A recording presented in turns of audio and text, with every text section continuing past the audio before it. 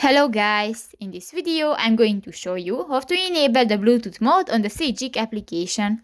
But first of all, I just want to mention, please don't forget to subscribe to our channel, because at 100,000 subscribers we are going to show you our YouTube revenue statistics and growth strategy, how to make money online. So let's jump into it. First of all, open the application on your device. New, click to the three lines at the upper right corner of the screen and go to the settings icon. In the general section, click to the language and sounds option, and here you can find the Bluetooth HF app, so play the voice instruction and notifications from another output device, car radio or hands-free device. And if you want to enable, just click to the next gray circle, and if it will be black, this function will be enabled. So that's pretty much it for this video, guys. See you in the next one. Bye bye.